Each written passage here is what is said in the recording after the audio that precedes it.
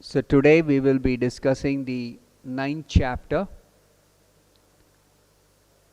Earlier in the Bhagavad Gita, knowledge concerning the difference between the soul and the body was described as confidential knowledge. In this 9th chapter, Krishna is going to explain what is the most confidential knowledge. What is this most confidential knowledge? It is pure devotional service. In the previous chapter, Lord Krishna had said that he is attained only by pure devotional service. Therefore, in this chapter, Krishna will describe pure devotional service in detail. Arjuna is not envious of Krishna, which is why Arjuna is qualified to hear about this most confidential knowledge. Krishna describes this knowledge as the king of education and the most secret of all secrets. It is the purest knowledge because it gives direct perception of the self by realization. It is the perfection of religion. It is everlasting and it is joyfully performed. Further on, Krishna says, those who are not faithful on the path of devotional service, they cannot attain Krishna. Therefore, such people who are faithless, they return to the path of birth and death in this world.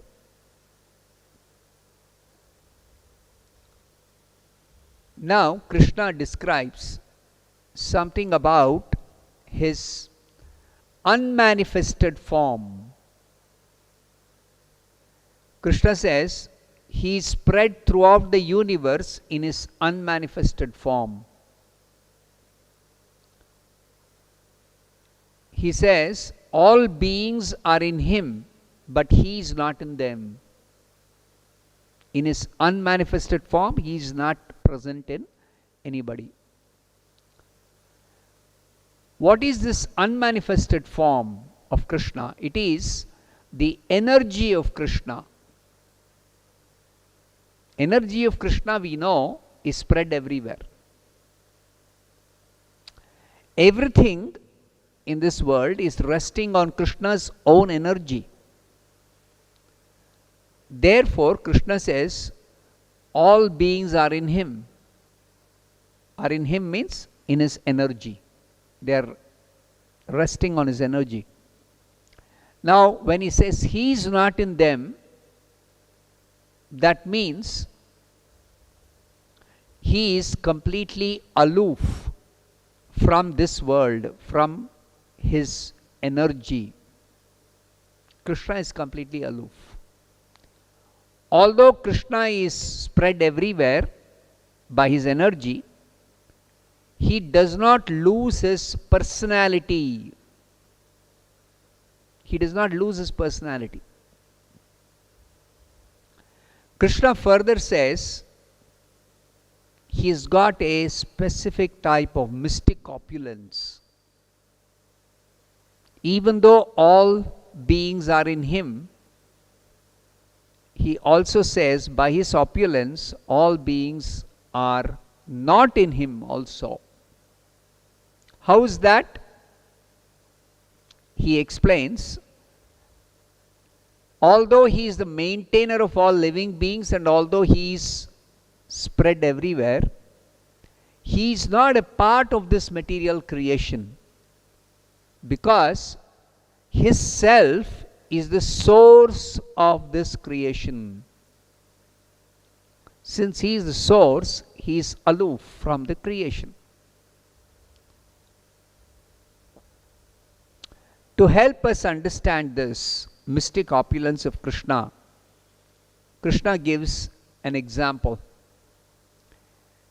He says, just as the mighty wind blowing everywhere rests always in the sky, he says, similarly, all created beings rest in Krishna.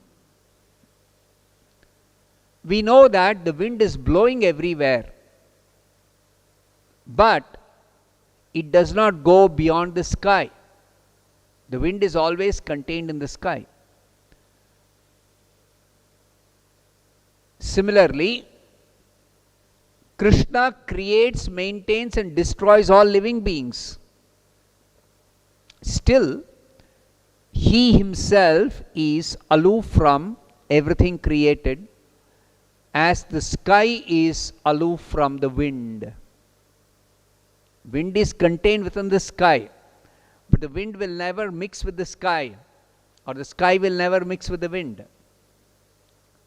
Similarly, Krishna creates everything, and everything is resting in Krishna, but Krishna is aloof, completely aloof from the creation. Regarding Krishna's supreme position, he says, at the end of every millennium, everything that is created enters into his nature. And at the beginning of another millennium, by his potency, Krishna creates everything again. So, he says the whole creation is under him. Under his will, this creation is automatically created again and again. And simply by his will, it is destroyed at the end of the millennium. All this kind of activities do not bind Krishna. He is always detached from all these material activities, as if he is completely neutral. Now, regarding this material nature, Krishna says, it is one of his energies. This material nature is one of his energies. It is working completely according to his direction.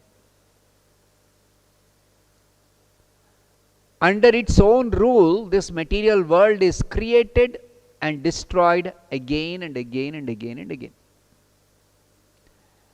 Even though Krishna is completely aloof from this material world, still he remains the supreme director of this entire material creation. This is Krishna's opulence, actually. Next, Krishna compares those who do not surrender to him with those who surrender to him. He says, foolish people, they deride Krishna when he comes in his human form to this world.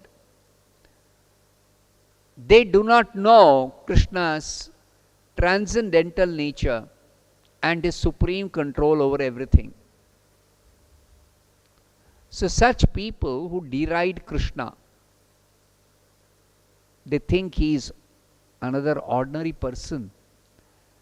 They are completely bewildered, actually, and they are attracted by demoniac and atheistic views. In such a condition, their hopes for liberation, their pious activities, and their culture of knowledge are all defeated. Then Krishna describes those who are not deluded, those who are not bewildered. He describes them as great souls. Those who are not bewildered or deluded, he describes they are great souls. And they are always under the protection of Krishna's divine nature, spiritual nature. They are fully engaged in devotional service because they know Krishna is the Supreme Lord and he is the original personality who is inexhaustible. Now, how is it that these great souls are under the protection of the spiritual nature? How is it possible? So Srila Prabhupada explains, these great souls, they surrender to Krishna. As soon as they surrender to Krishna, they are freed from the control of material nature. And consequently, they come under the guidance of Krishna's spiritual nature. Now, what are the activities of these great souls under the guidance of the devotional or spiritual nature? What do? Krishna describes their activities as they are always chanting Krishna's glories. They endeavor with great determination to serve Krishna. They bow down to Krishna always. And these great souls always worship Krishna with devotion. 4 specific activities about these great souls are being described by Krishna here. Now, moment we say glorification, one can only glorify a person. It is not possible to glorify something impersonal. So, Srila Prabhupada says, the impersonalists, or those who worship the formless Brahman, they do not come in the category of great souls. So, Krishna describes about these impersonalists by stating that there are others who are engaging in sacrifice by cultivating knowledge. Such people, they are of 3 kinds. All those who cultivate knowledge by performing sacrifice. The first category of such people are described, those who worship the Supreme as one without a second. Then there are people, second category of people, who worship the Supreme as diverse in many. And the third category of people worship the Supreme as the universal form. Now, those who worship the Supreme as one without a second, they are the category of people who consider themselves as God. They think they are God, or they think they are one with God. Those who worship the Supreme as diverse in many, the second category, they consider the various devatas to be different forms of God.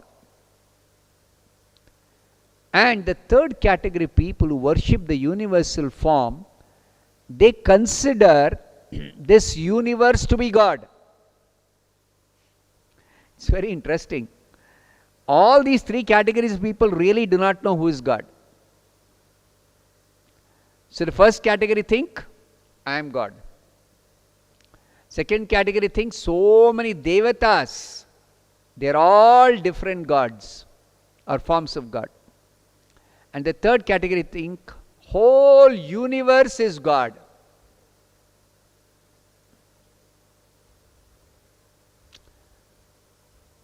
Now Krishna says all these people actually are indirectly worshipping him, not directly worshipping him. Some sense of God consciousness is there, but they don't exactly know who is God. Then Krishna goes on to describe. Now remember, Krishna is revealing the most confidential knowledge, which is knowledge about himself. He says, Krishna says, that He is the only object of worship for everyone in the entire creation. How is that? How can we understand this? Krishna says, actually, in all sacrifices, Krishna is the ritual, He is the offering, He is the healing herb, He is the transcendental chant, He is the butter, He is the fire. Every aspect of the sacrifice is Krishna. But people do not know this. Then further Krishna says, all studies of the Vedas are meant for knowing Krishna only. All Vedic mantras, they begin with Om. And what is this Om? Om is a spiritual sound and Om is Krishna. Also, Krishna is the goal, the master, the witness, the refuge, the dearmost friend, the creation, the destruction, the basis of everything and the resting place. Therefore, Krishna is the eternal cause of all causes.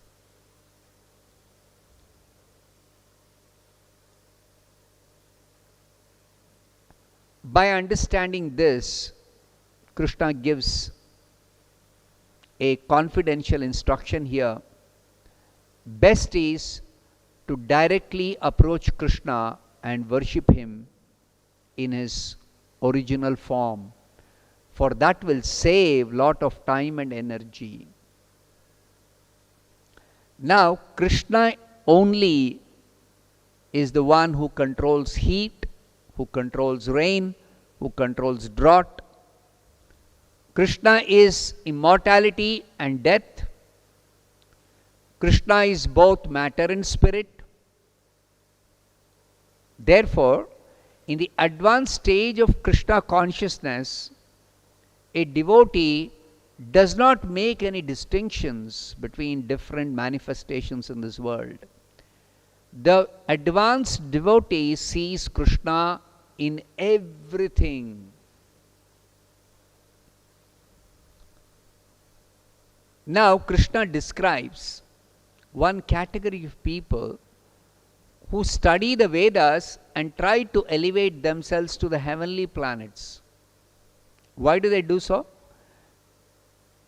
Because they have a desire to enjoy heavenly happiness.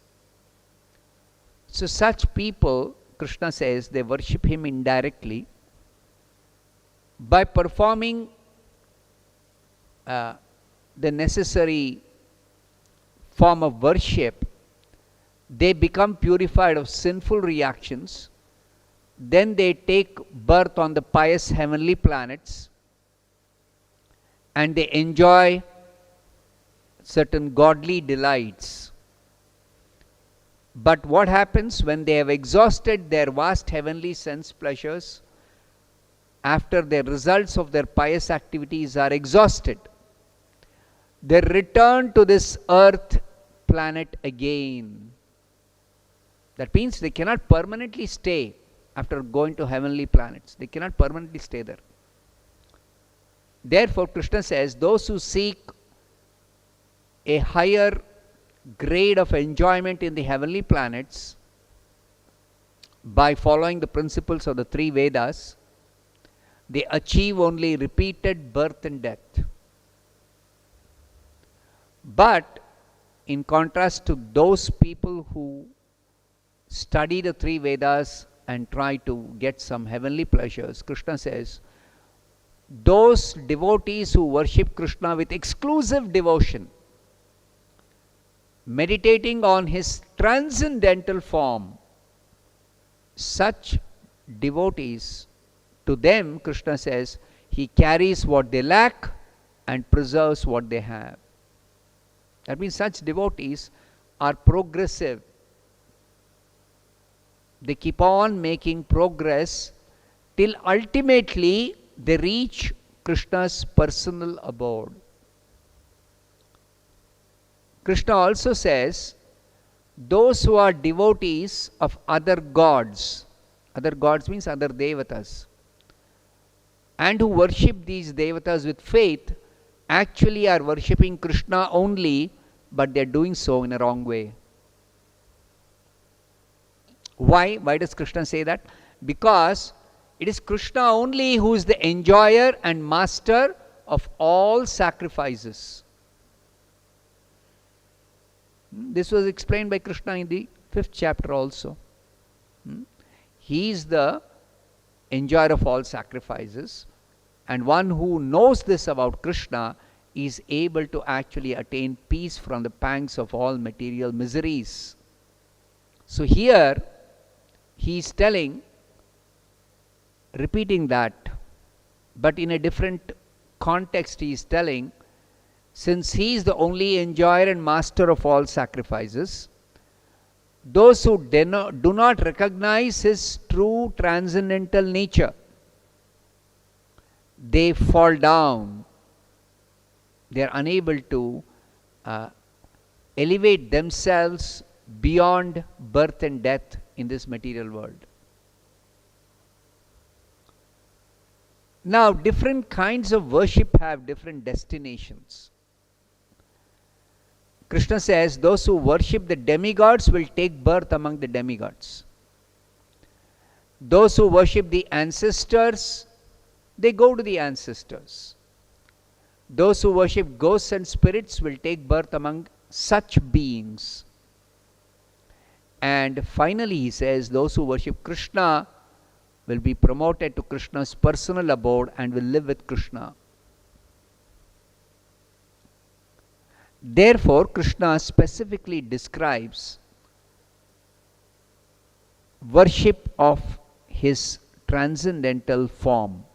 He says, if one offers me with love and devotion a leaf, a flower, a fruit, or little water, I will accept it. This is totally in contrast to so many rules and regulations which are very complex when it comes to worshipping devatas, when it comes to performing sacrifices, when it comes to studying the 3 Vedas and engaging in specific worship for elevation to heavenly planets. All those are very, very complicated. Only worship of Krishna is very, very simple. Krishna does not demand many things. He is just asking, as a token of your love for me, you may offer me just one leaf, or just one flower, or just one fruit, or a little water. So Srila Prabhupada says, even the poorest man in any part of the world can worship Krishna. But that is not possible as regards worship of some other personality. Only worship of Krishna is this simple. Because in worshipping Krishna, what is important is the devotion of the worshipper. It is the devotion which is important, not the article which is being offered.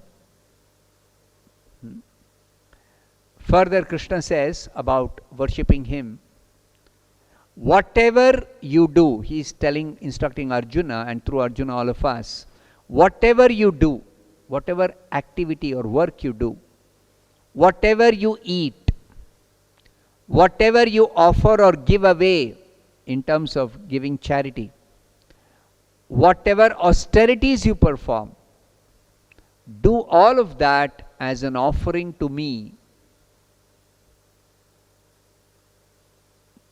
Because ultimately we should understand we have a specific relationship with Krishna.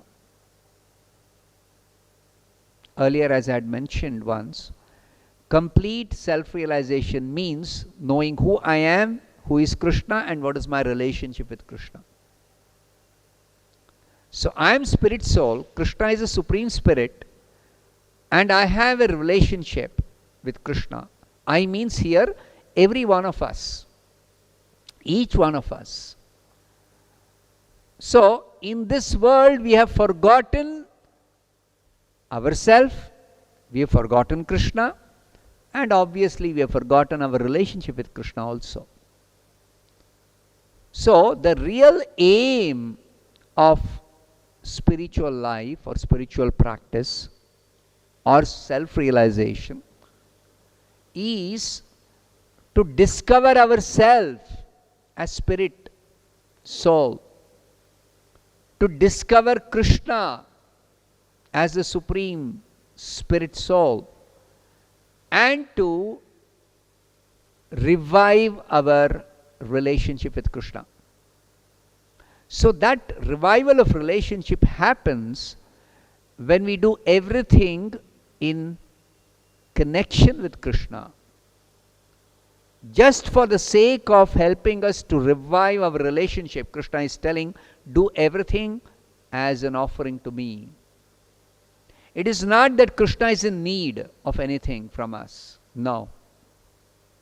He is full in himself. He is complete in himself. He is the unlimited Lord. He is the one who supplies everything to everyone else.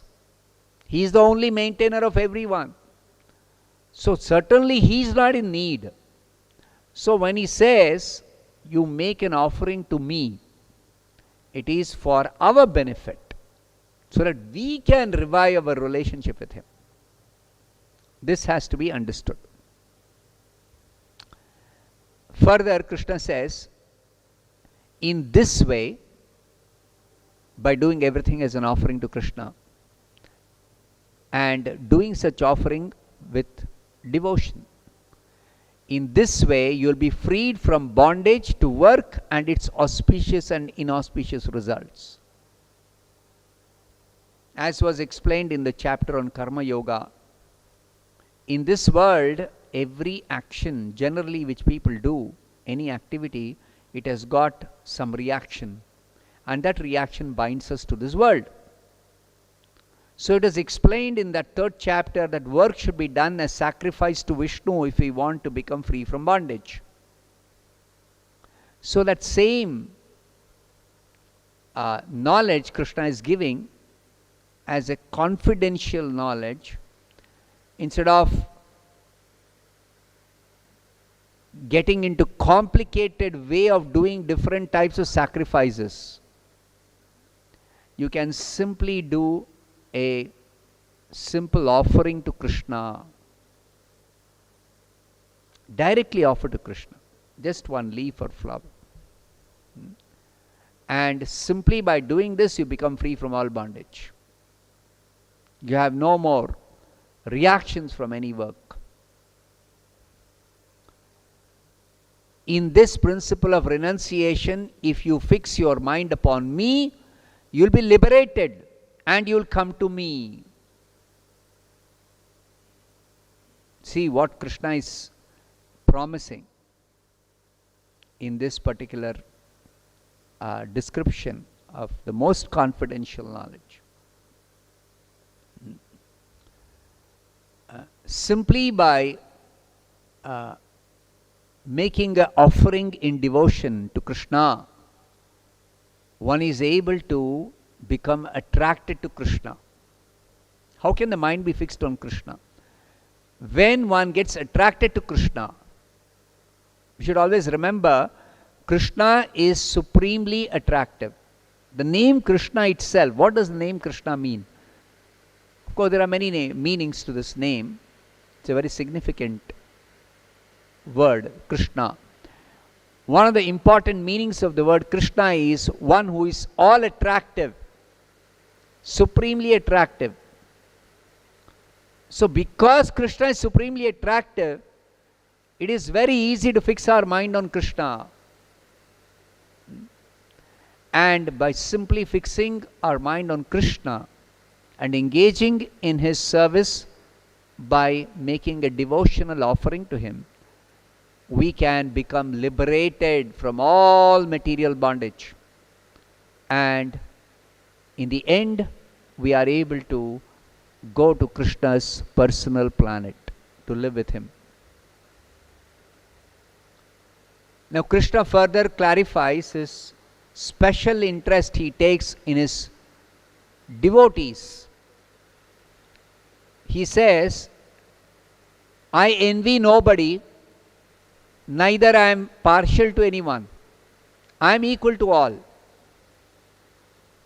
As the Supreme Lord, Krishna is impartial. He is equal to everybody. But he says, one very confidential thing he says here. Whoever renders service to Krishna in devotion, such a person is a friend, is in Krishna, and Krishna is also a friend to him.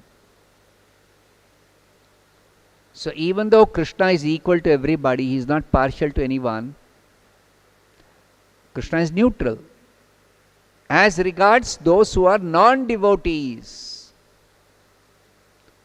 as far as devotees are concerned, Krishna has got a special interest in devotees, that he regards he regards such devotees as his friend, and he also reciprocates in a friendly way with devotees.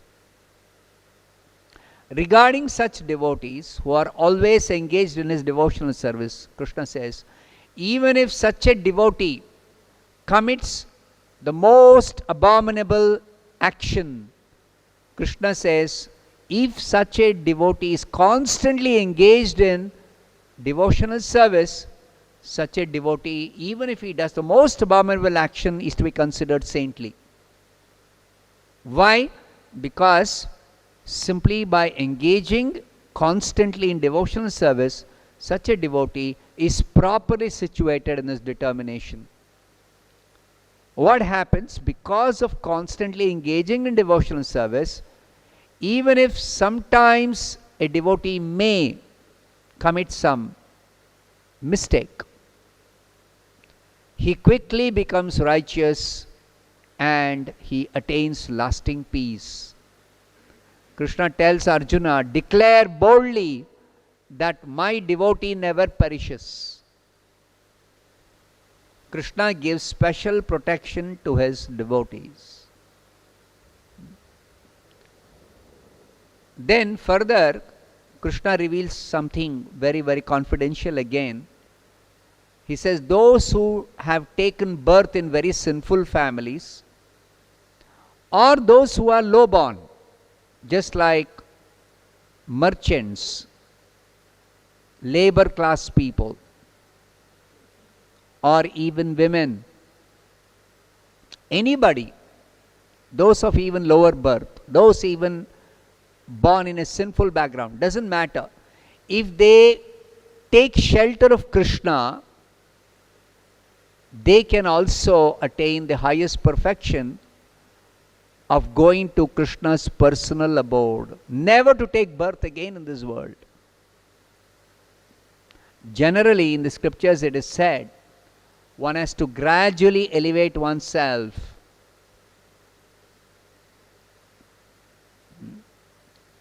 One has to gradually elevate oneself. But if somebody is fortunate to take up devotional service to Krishna under the guidance of an expert devotee spiritual master, then there is no question of gradually elevating oneself. One directly elevates oneself to the highest perfection without going through gradual progress, step-by-step progress. No. Not required. So Krishna encourages Arjuna to engage in pure devotional service by saying, how much greater are the righteous Brahmanas, the devotees, the saintly kings.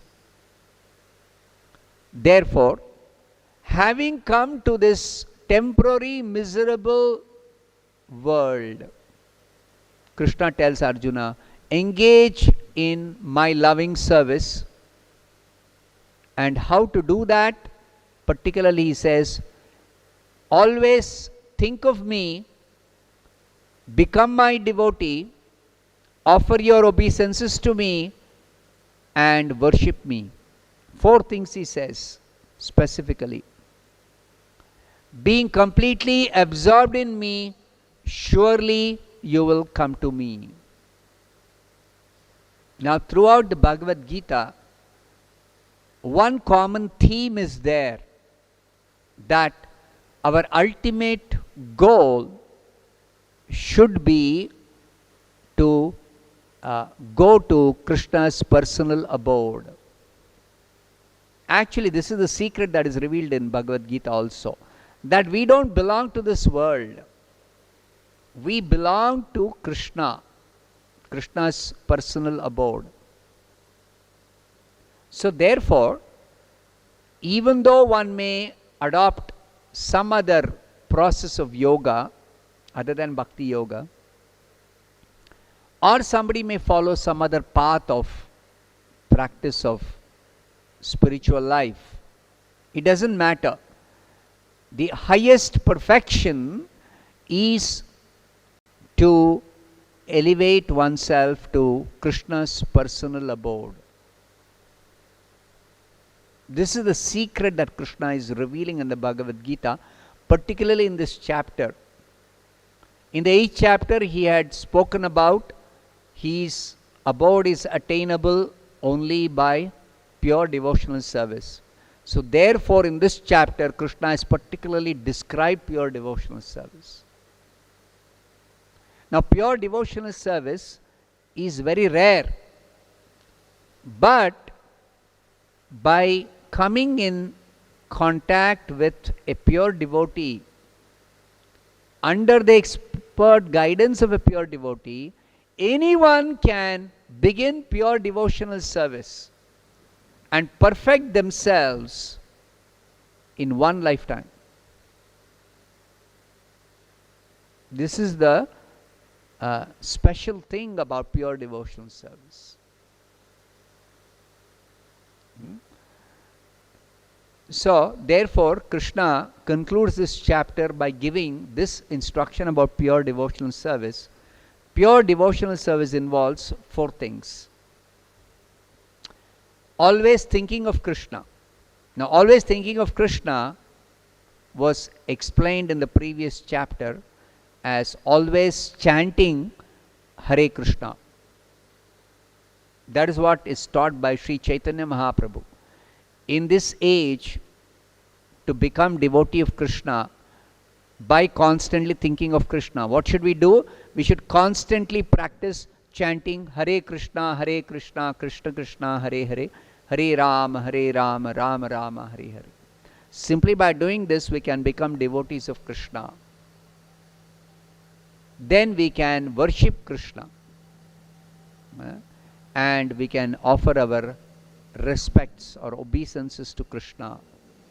In this way, by engaging in pure devotional service, we can become completely absorbed in Krishna consciousness, and eventually we can return to Krishna. That is the highest perfection to be achieved. So I'll stop here.